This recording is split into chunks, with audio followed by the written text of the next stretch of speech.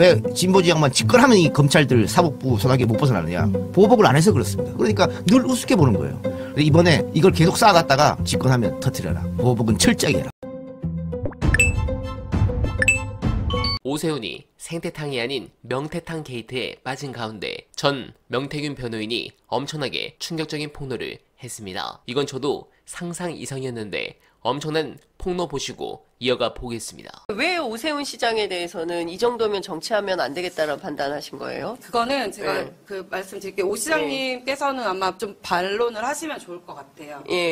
이거는 검찰 조사에서 나온 얘기는 아니고 실시간하고 저한테 개인적으로 했던 얘기들인데 그런 게 되게 많아요. 많은데 변호인으로서 이분은 아마 제가 밖에서 썰을 풀길 바라고 저한테 전달하신 것 같은데 제가 명사장님 처음 만났을 때 들은 얘기인데 오세훈 시장이 제일 양아치라는 거예요. 오세훈 시장이 제일 양아치다? 네, 진짜 제가 이제 이준석이 지금 본인을 제물로 바치고 있지 않냐. 이 부분은 그때 이준석은 취급을 안 해요.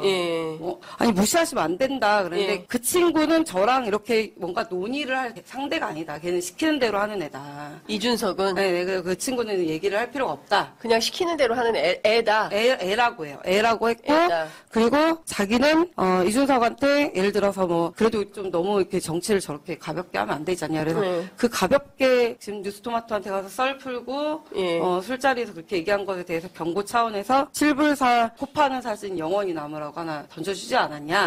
그 정도 경고면 됐대요. 걔는 코 파는 사진으로 영원히 남을 거래요. 그 코 파는 사진으로 영원히 남을 거다. 네, 그래서 이준석에 대해서는 그렇게 얘기하셨고 이준석이 양아치가 아니라 오세훈이 진짜 양아치라는 거예요. 그래서 이거는 시장님 제가 뭐 반론을 하시든지 지금 명예훼손할 의도는 전혀 그대로 그냥 전달만 해드릴게요.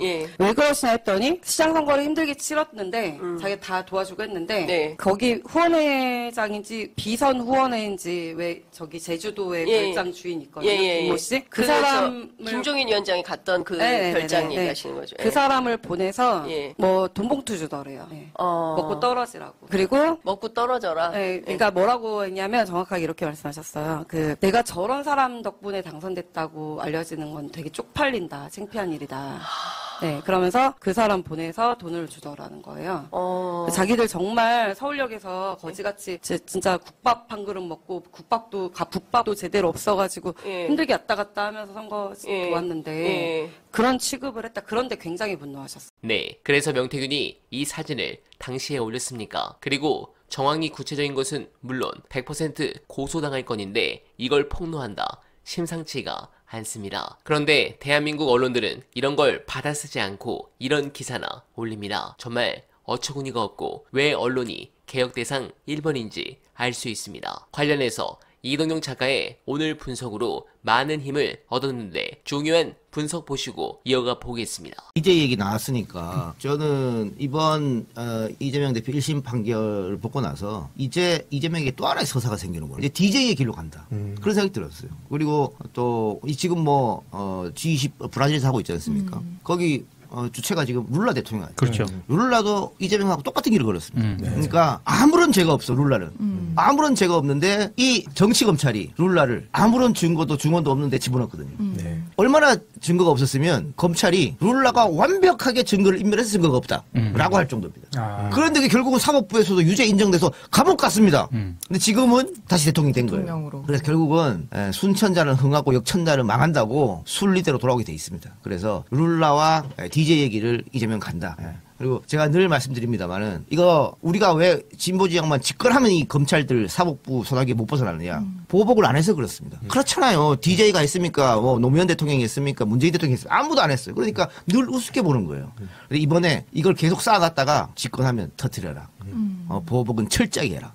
그러니까 얘네들이 지금 원하는 거는 뭐냐면은 지금 좀 놀랐을 거예요. 국민의힘하고 용산에서. 왜냐하면 얘네들은 이렇게 유죄가 나오면 끝났다고 생각했거든. 이재명 지지율 폭락하고 민주당 지지율 폭락하고 이럴 줄 알았단 말이야. 그런데 한번 보여줘 보세요. 지금 어떻게 돼 있는지. 더 벌어진 거예요. 근데 대통령 지지율이 아무리 20% 밑으로 떨어져도 여야 지지율은 거의 비슷하게 갔거든요. 그래서 여당의 인사들이 그나마 대통령 실드 가는 것도 그래도 당 지지율 잘 나오니까. 근데 지금 저렇게 점점 벌어집니다. 이재명 감옥 보낸다? 유죄 떨어진다 그러면 자기들 이길 줄 알았는데 더 벌어진다? 이렇게 얘들이 굉장히 오판하고 있는 거예요. 그래서 우리가 할 일은 이런 거예요. 응집하고 더 결집하고 더 지지를 보내줘서 흔들리지 않는다.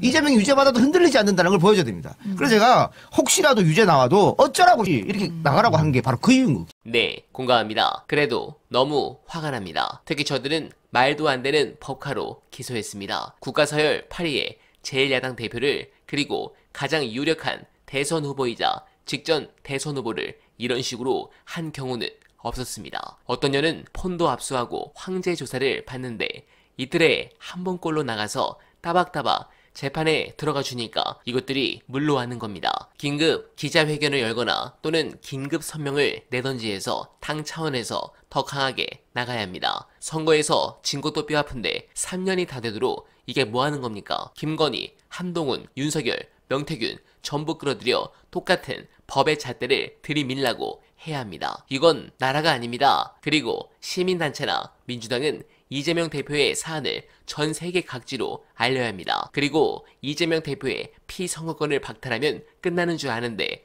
두고 보겠습니다. 두창이가 언제 끝날지 말입니다. 저 인간은 내려오는 즉시 깜빵이가 참혹한 노를 보낼 때까지 어날바는 계속해서 여론을 만들어 평생 후회하게 만들도록 노력하겠습니다. 여러분들도 동의하신다면 소중한 어날바 정기 후원 부탁드립니다. 최선을 다해 노력할 것을 약속드리며 어날바는 이만 인사드립니다. 여러분 고맙습니다.